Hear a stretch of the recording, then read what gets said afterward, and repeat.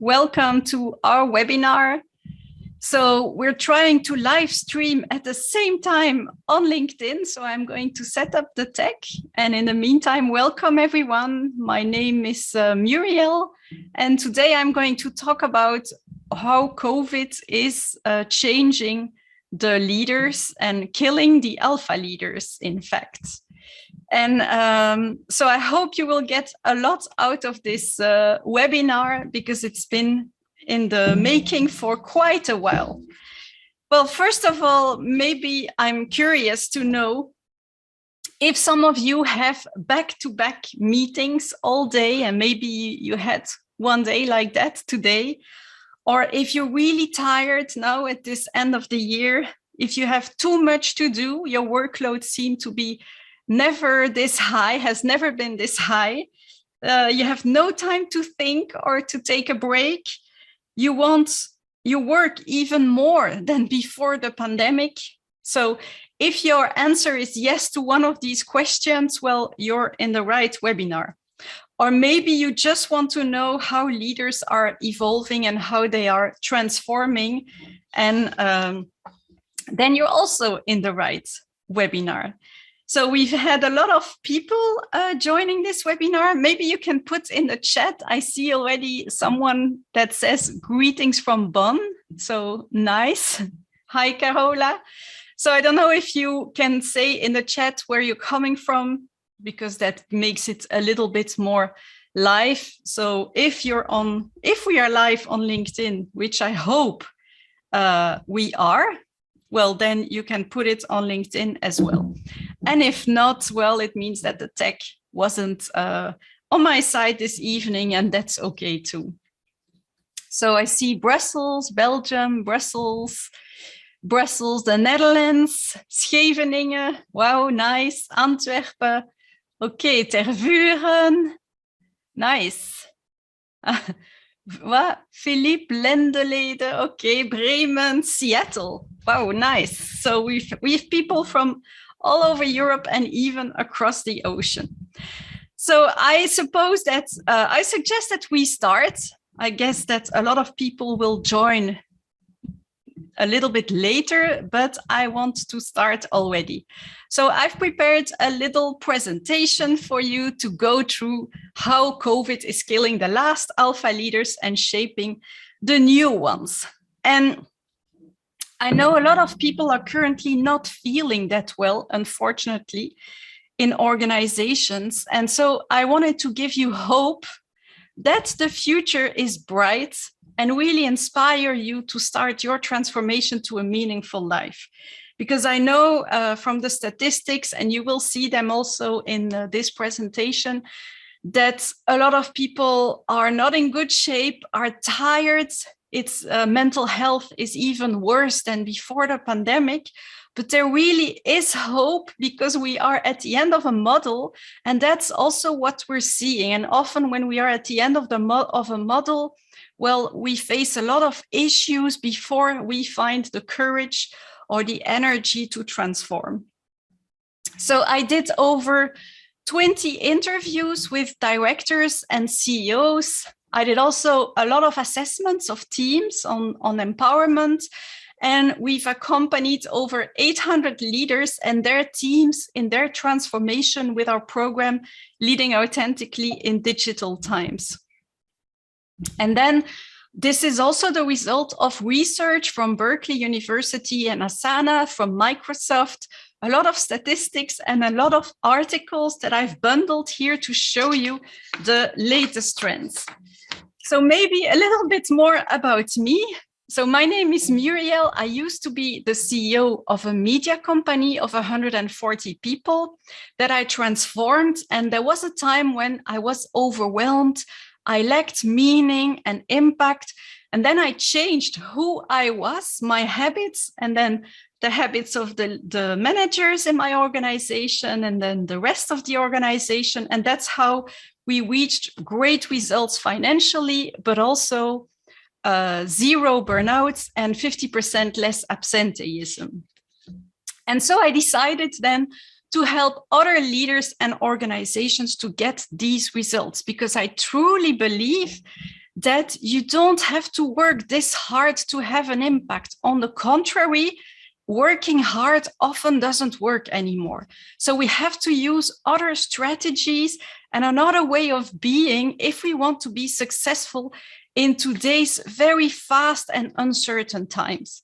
So that's why I founded my own company. I also am a podcast host. So I have a podcast called Rebel Leader with a Heart.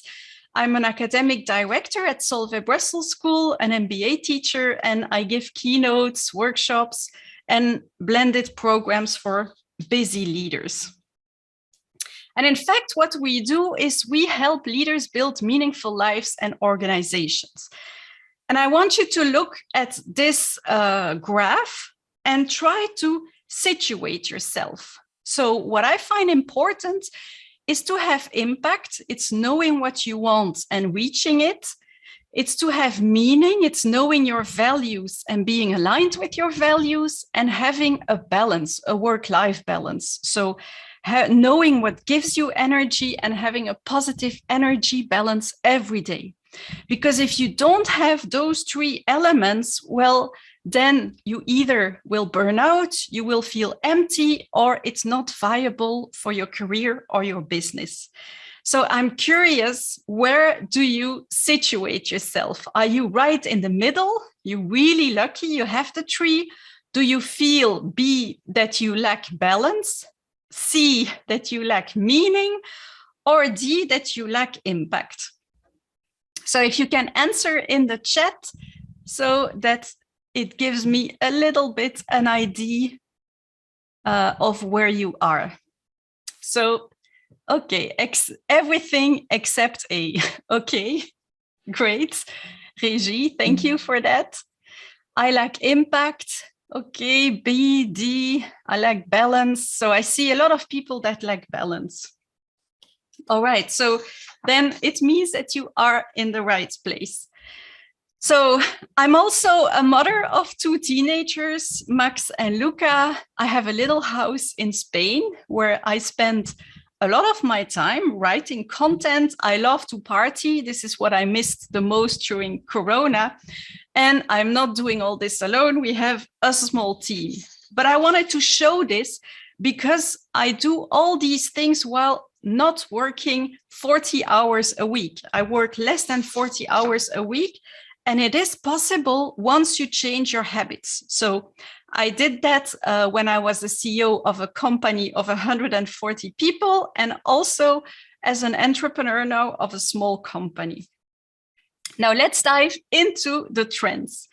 So the first trend is that COVID has been an accelerator of change, but also a revelator of cracks and lights. So during the first wave, suddenly things that were not possible before became possible.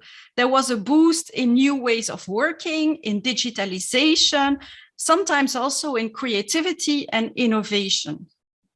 The problem was that we started this COVID crisis as a sprint, and it became a marathon with a second wave, a third wave, and now unfortunately we are in the fourth wave.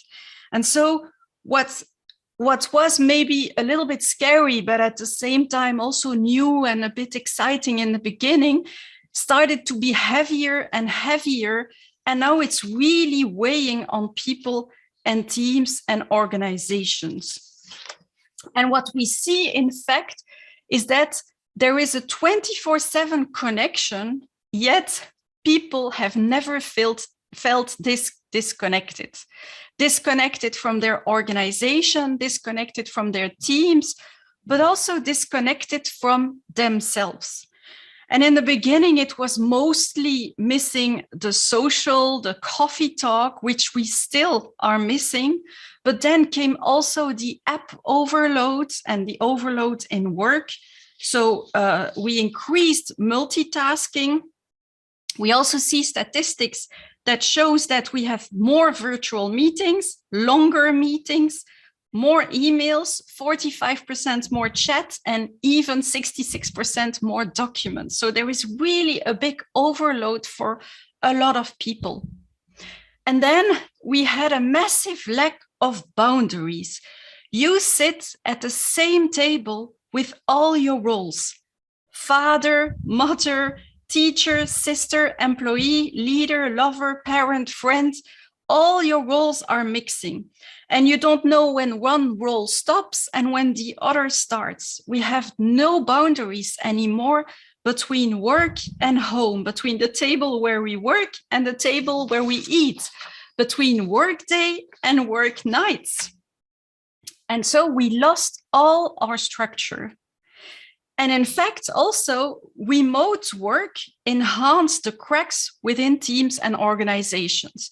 So things like slow decision, time spent in virtual meetings, lack of agility, lack of engagement or motivation, shrinking networks leading to less innovation, and all these things. Fortunately, also, some teams really thrived. So this is the light that we can see from the cracks. Some projects became really fluid and people enjoyed more family time also. And I'm going to explain later what the factor is that sets successful teams apart from the other teams. What we also see is a big divide in the organization, and not everyone is equal when it comes to home working. And there is really a big polarization happening also between the vaccinated people, the non-vaccinated people, but also big differences in how people feel when you look at home working.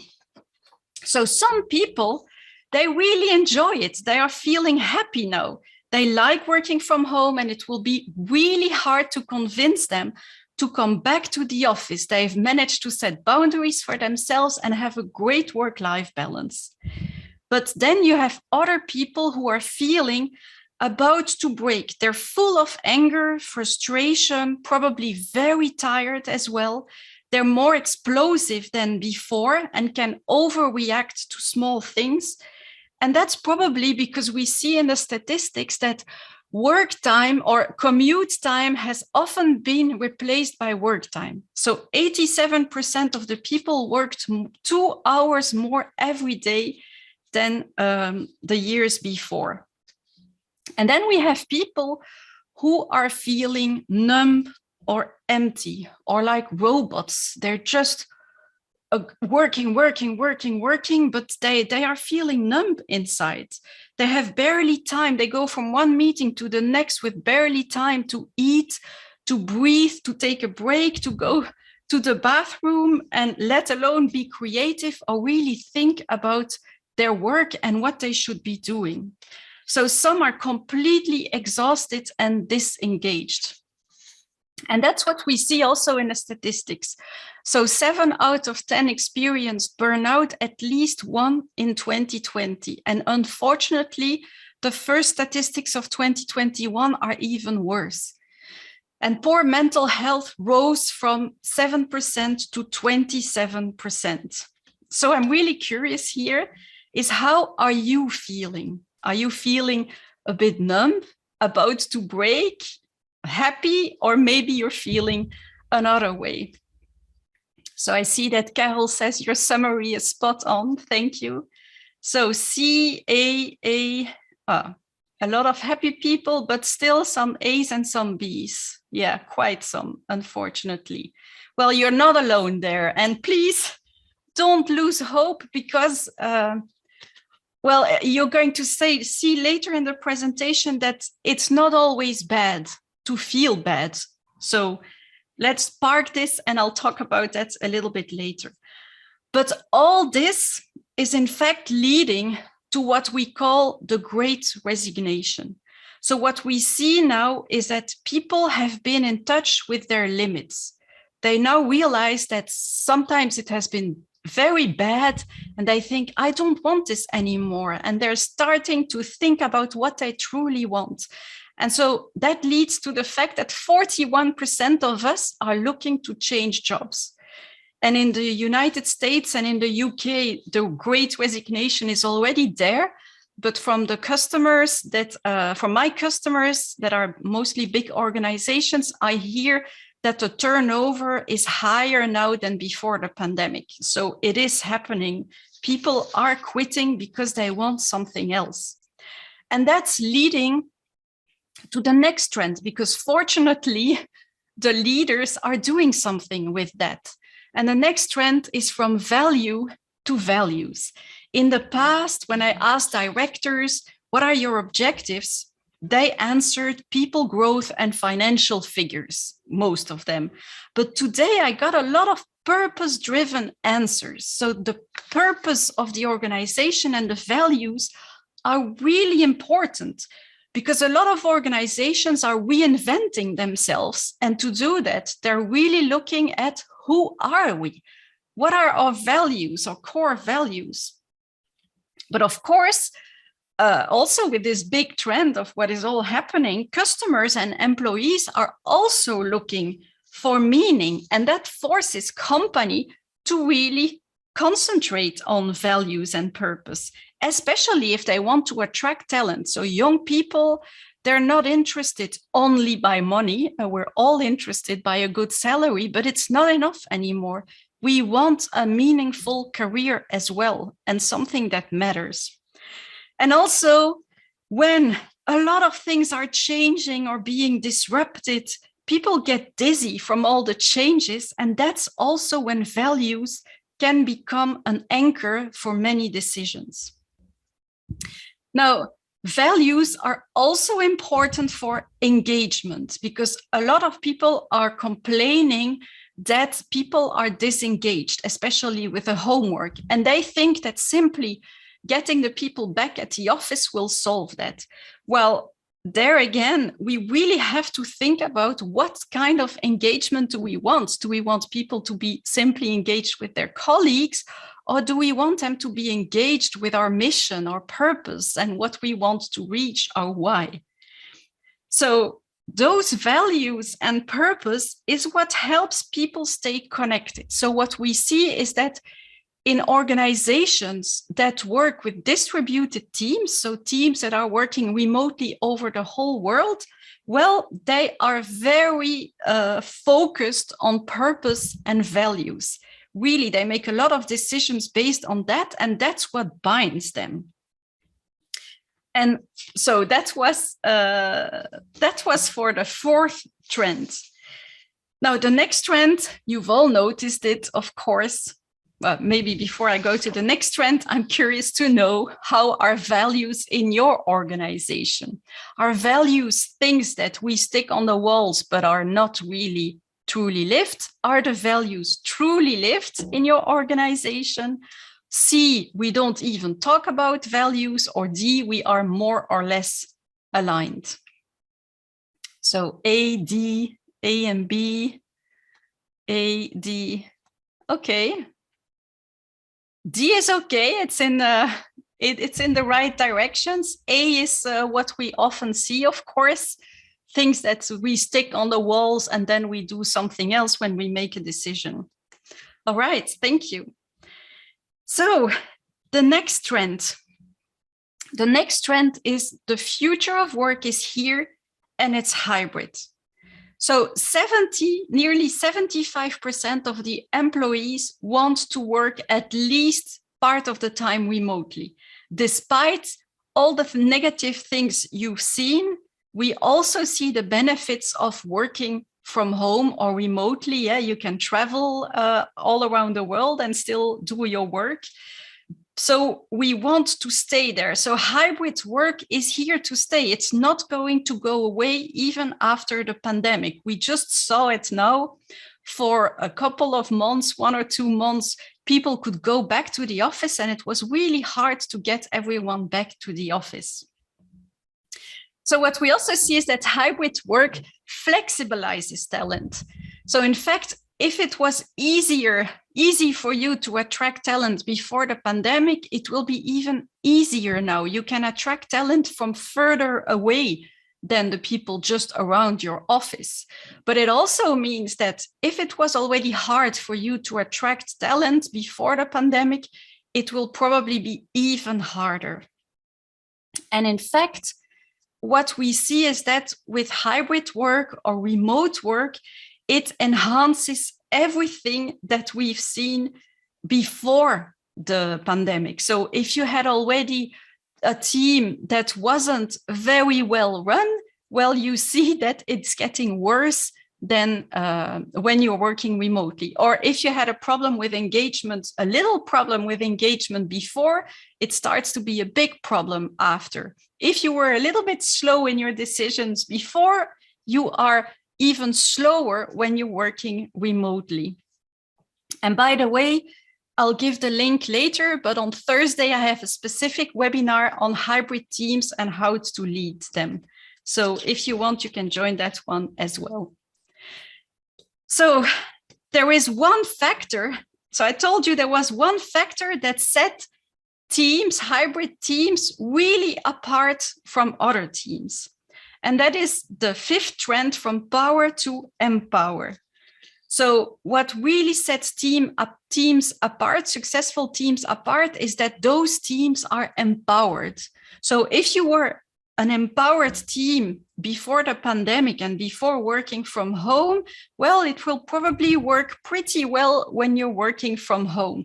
But if you were not empowered at all and very much dependent on other teams or decision makers, then you spend probably a lot of time in meetings now that you're working hybrid.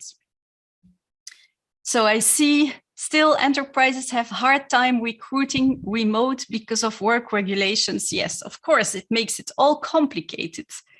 There are limitations, but there are also opportunities, of course. Okay, so what makes people happy at work? And that's research from Dan Pink. 3 things make people happy at work. It's mastery, being good at what you do. It's autonomy, and empowerment is here very important, of course, and its purpose, we've already talked about it. Unfortunately, when people are waiting for decisions that never come, you're not happy and you're not engaged with your organization. When you spend all your time in meetings trying to align to reach your goals or to get information, there again, you don't feel happy, you feel drained, and you don't feel connected to your company at the end of the day. When stupid decisions are imposed on you, you're not happy and not connected.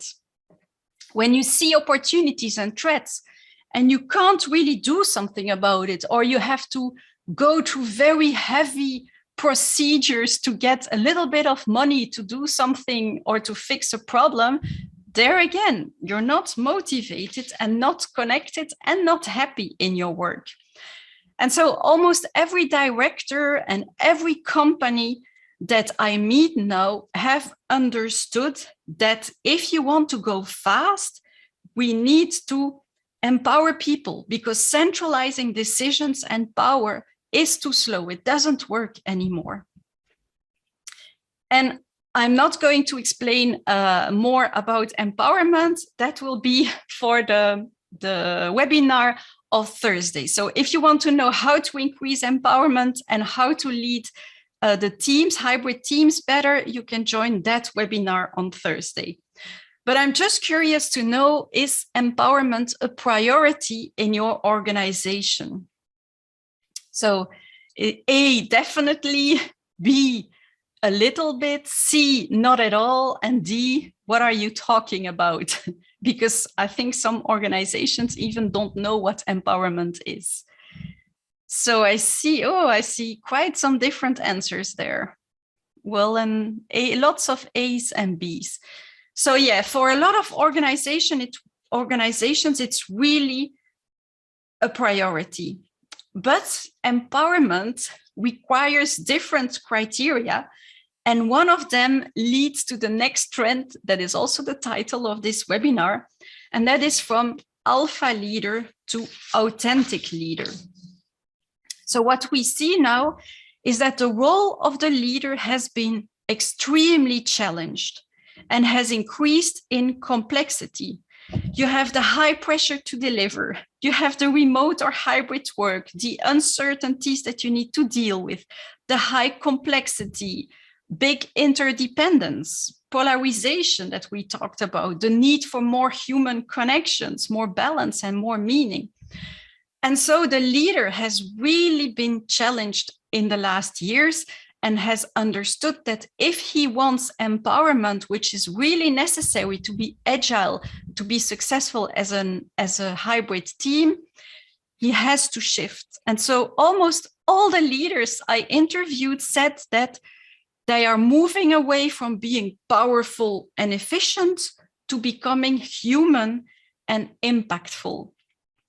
And so when I interviewed these CEOs, they used words like empathy, love, humility. They have to learn to let go. They realize they have to listen more. Resilience is important, trust, accepting feedback. These are all words that they used during the interviews. So really the role of the leader is changing. And in fact, what is happening is that the consciousness level of the leaders is elevating, is increasing.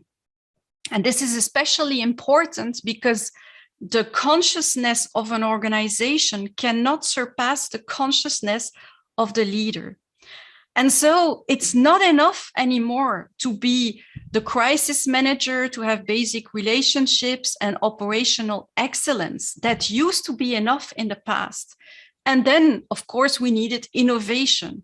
But this is not enough anymore. Today, we really want genuine connections. We want an authentic leader. We want a leader that mentors us and coaches the team towards empowerment, and a visionary leader that really thinks about the future, about sustainability, ethics, wisdom. So we need to elevate our consciousness level if we want to be successful, especially as leaders. And I told you that I did an assessment of a lot of teams, and what came out also is, for instance, if a manager cannot trust and let go, there is no agility in their team. The same is, if a manager doesn't stay calm and empathic when things go wrong, there is no agility in the team. So it's really important to notice what is happening inside of you, to change as a leader and become more human and authentic as a leader.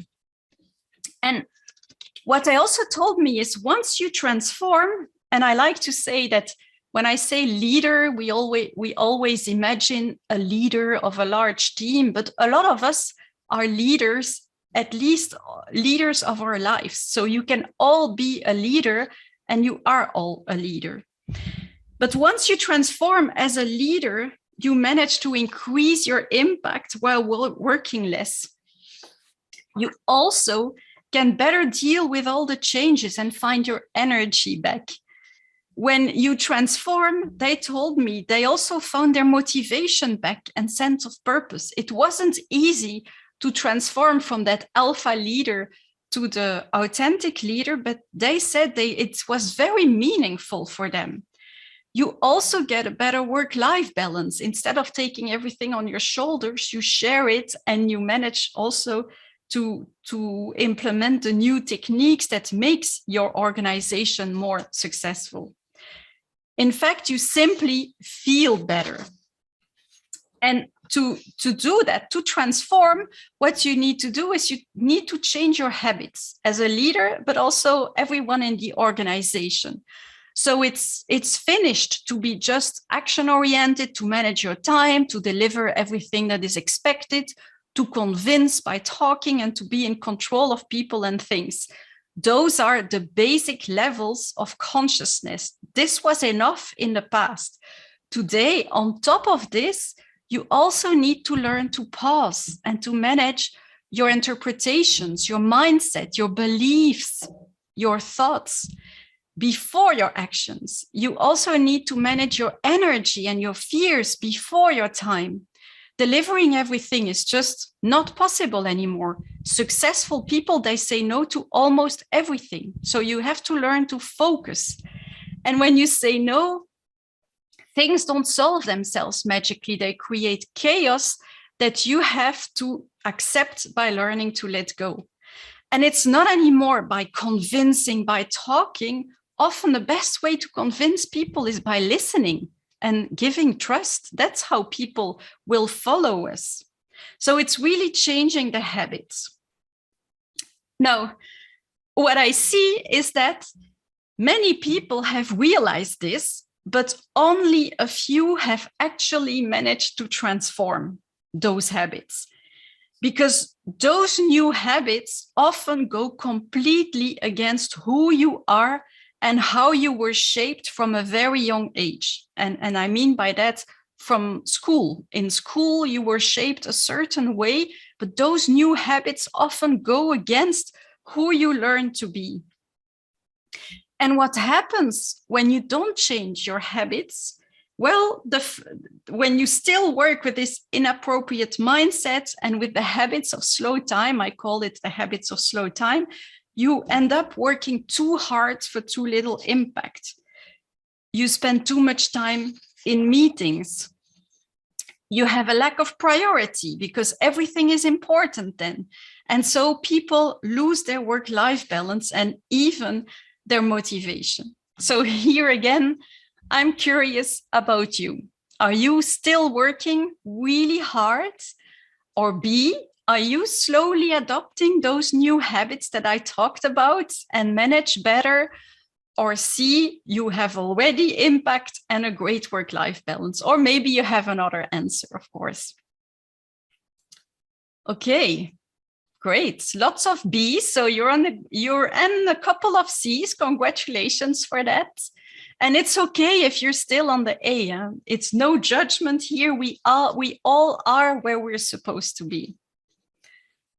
Now, I told you it's really hard to transform, and a lot of leaders, they think they already are this human and authentic leader, but when you ask their teams, it's not at all the case. So now I wanted to share the reasons why that is. 4 reasons why people don't manage to actually transform. And the first reason, instead of me explaining it, and that will allow me to take a little bit of water, is explained by Patrick Dempsey in this little video. Success in life is all about speed. It's about how fast you can adapt to change. Racing, so many things can happen. It's really, you can't actually recall things. You're like, gone. You're in this kind of flow. Just trying to don't do any mistake. When you're in the car, you're alone. Don't let the pressure get too big. You get into the car, you are set up to succeed.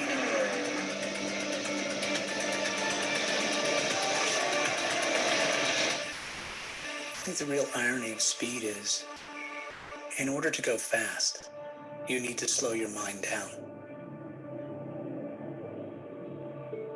Slow down when the pressure is about to rule your mind. Slow down when every 100th of a second is starting to count. Take a deep breath and listen to yourself. Because a calm mind is the unbeatable weapon to master any challenge. Don't let others try to bring you down. Self-control is strength, but calmness is the cradle of power. And when you finally reach the point where everything around you slows down, speed up.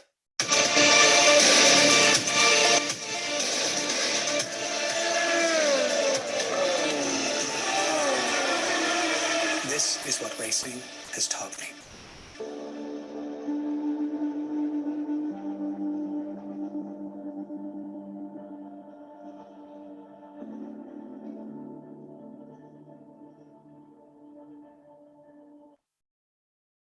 All right. So the first biggest mistake, and the biggest, it's the first and it's also the biggest mistake leaders and employees make, is that they are so busy that they never stop to take the time to transform. And when you never stop, you will never get out of that rat race, because it will only keep accelerating. There will only be more work, more demands. So we really need to learn to slow down and to stop.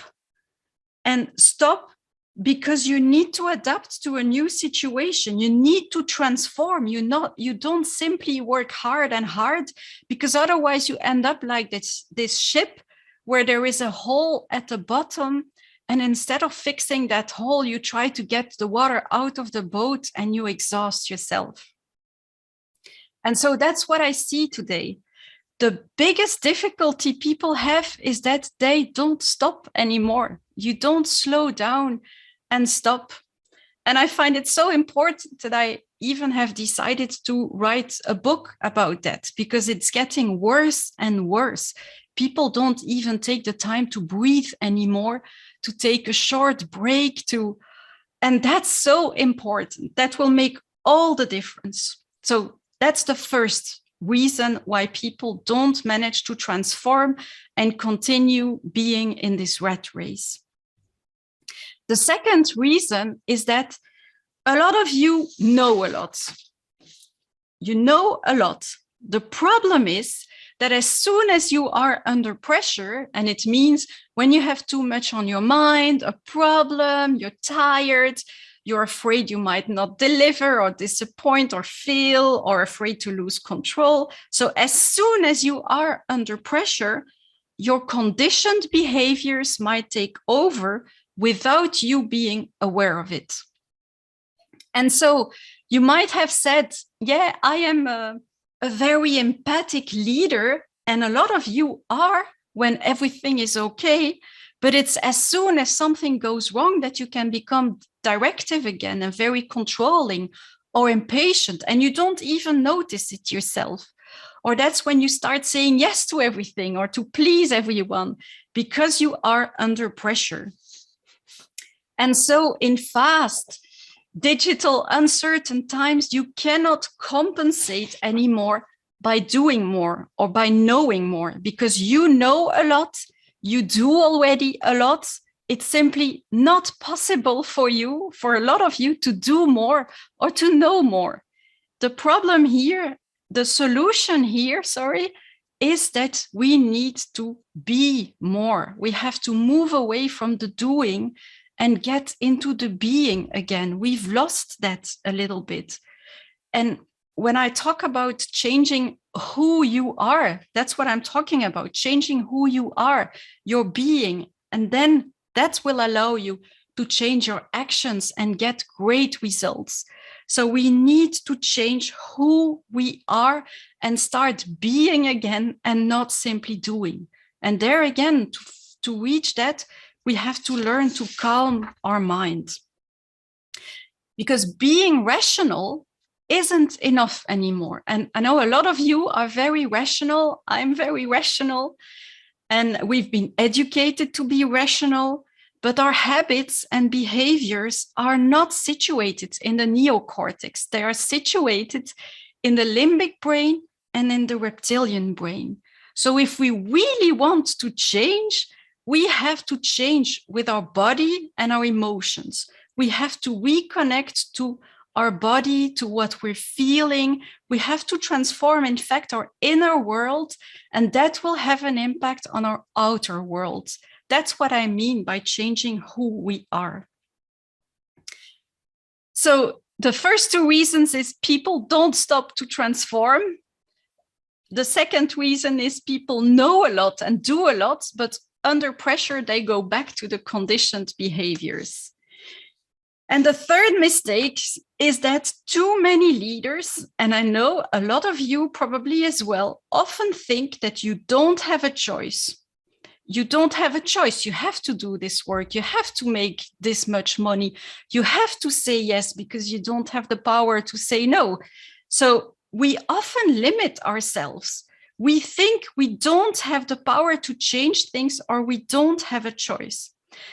And for that, and that's really changing your beliefs. And to illustrate that, I wanted to show you another video that is really, really inspiring and hopefully will give you really this feeling that you can change much more than you think today that you can change. Before April 1954, the common belief, the universal belief, because it had been tried again and again and again, and people had failed, the belief was that man was not physically capable of breaking the 4-minute barrier, that he could not run a mile in less than 4 minutes. When something happens to them, they begin to believe that that's the way it is. That's the way it's always been. And they can't see the possibility of it being any different. 250 yards to go, and Bannister takes over. Watch his giant stride taking to the front as he races the last lung-bursting. Roger Bannister came along, and he broke the 4-minute barrier.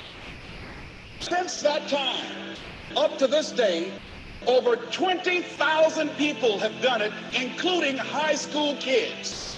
20,000 people. What changed? Here's what happened when they got on the track. They knew it had been done. And because they knew it had been done, there was a new belief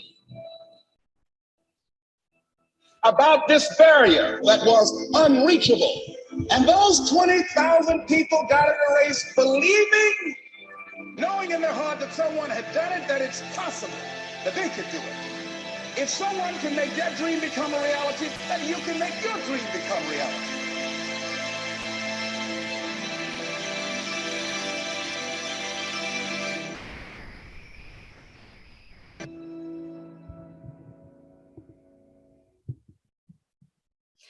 Okay, so like I said, a lot of people think that's the way it is, but the way we are now evolving, that's not the way it is. I often say we are not on this planet to spend all our times behind computers, going from one meeting to the next, trying to make more revenues and more profit.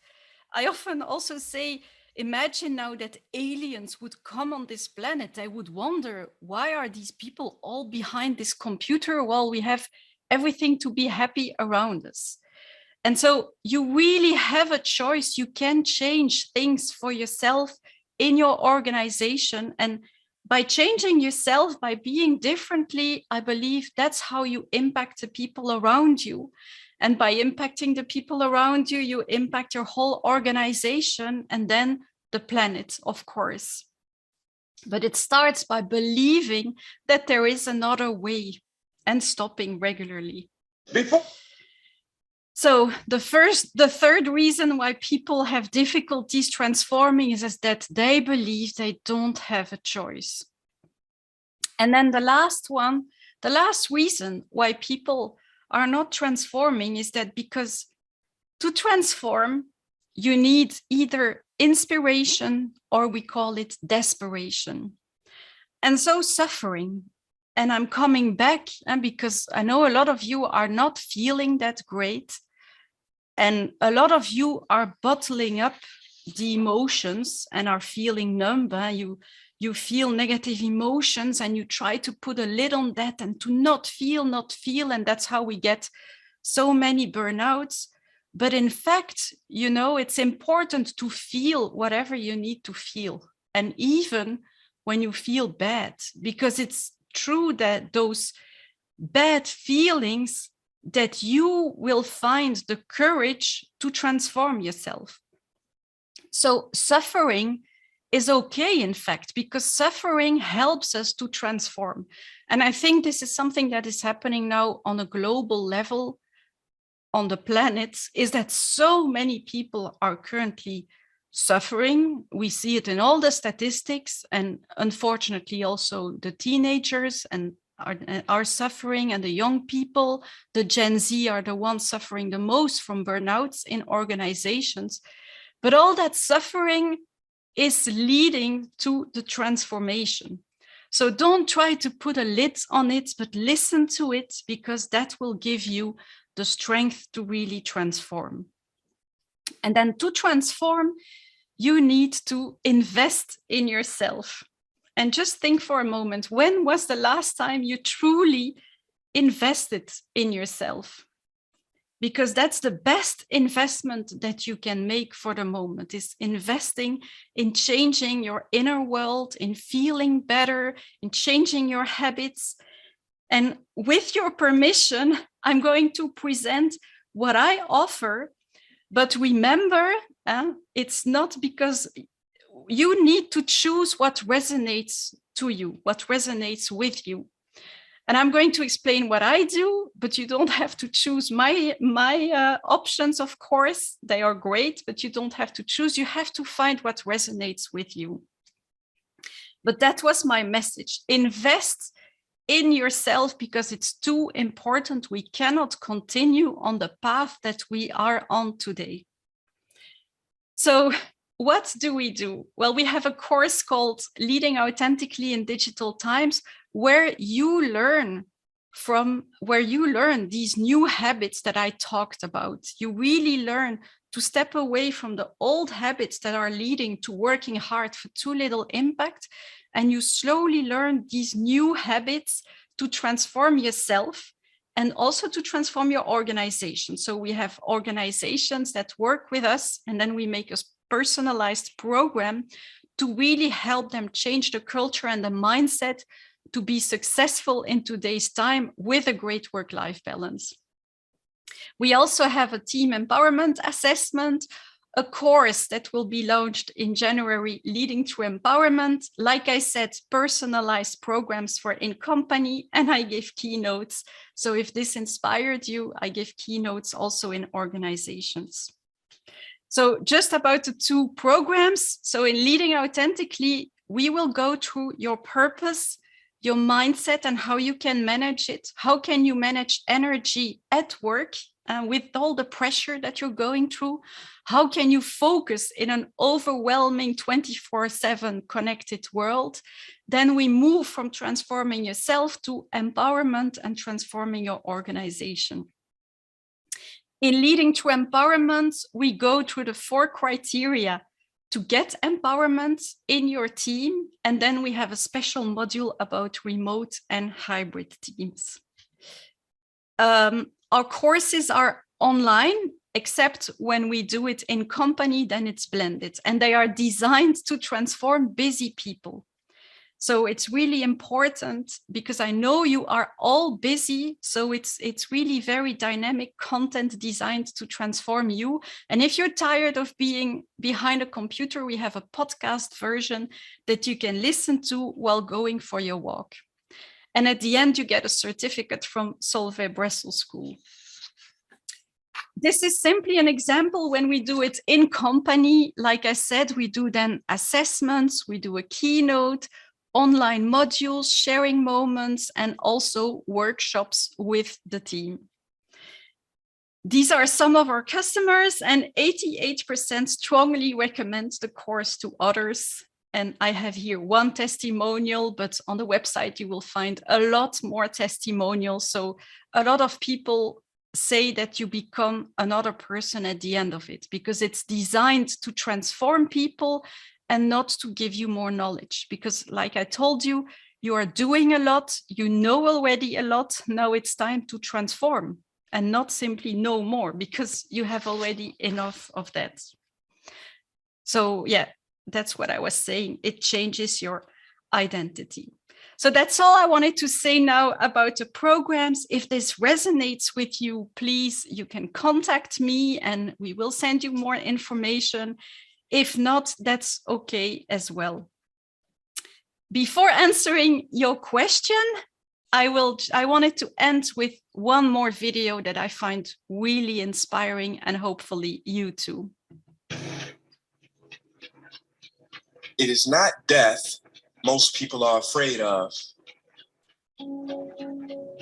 It is getting to the end of life only to realize that you never truly lived.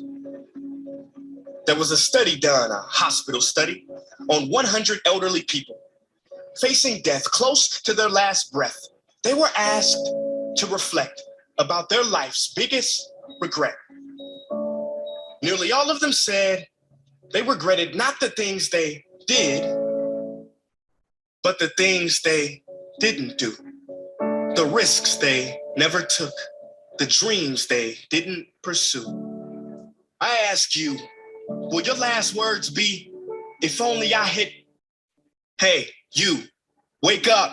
Why do you exist? Life is not meant to simply work, wait for the weekend and pay rent. No, I don't know much, but I know this. Every person on this earth has a gift. And I apologize to the Black community, but I can no longer pretend. Martin Luther King, that man never had a dream. That dream had him. See, people don't choose dreams. Dreams choose them. So the question I'm getting to is, do you have the courage to grab the dream that picked you, that befits you and grips you? Okay, so that was it. Okay, you can see the whole video on YouTube, of course. It's from Prince EA, very inspiring. So I just saw, okay, Muriel, how is COVID killing the last alpha leaders? Well, COVID is killing the last alpha leaders because it's really reshaping all these trends that I talked about. People want more values, people want more meaning, people want to work hybridly. If you want to be successful, you need empowerment. And for empowerment, you need another kind of leader. For more meaningful work, you need another kind of leader. And that's how COVID is reshaping the leaders of today. By really these new trends, they are forcing these leaders to transform. Otherwise, people quit, burn out, or you really get bad results. Now, I also saw something like, suffering isn't suffering a danger for some people, other way exists. Of course, we don't like to see people suffer. And I've had family members really suffering from this COVID crisis. But sometimes, you know, you have to allow people to suffer, because a lot of time we pretend that everything is okay, because in our society, it's not always okay to say, I'm not feeling okay. And by allowing them to suffer, we're accepting, or we're helping them to transform instead of getting worse, I think.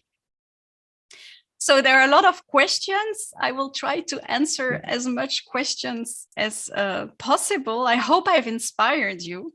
So I'm reading my mail. Yeah, I had a question in the beginning about empowerment. So namely, empowerment is not enough because it means that people have the power to empower others. Yes, of course. And there is, I believe, empowerment is like a slide where you can go from, of course, pure giving instructions all the way to self-management and holacracy. For me, holacracy is really like the gold medal of empowerment, because there the power is distributed within all the organization. But often you have to go through that phase when power is really centralized at the top. You really have to go through that phase of empowering people in the organization. So I see other questions. Okay, will slides be available? Yes. And yeah, some people, I'm going to stop sharing so that we can see each other again. And then I saw that some people raised hands, but I don't know if I can simply give you the microphone. I don't think so. So if you can put your question either in the chat or in the Q&A, then I will answer it. I will be really glad to answer it. What do I see? Very inspiring, very good session. Thank you for that.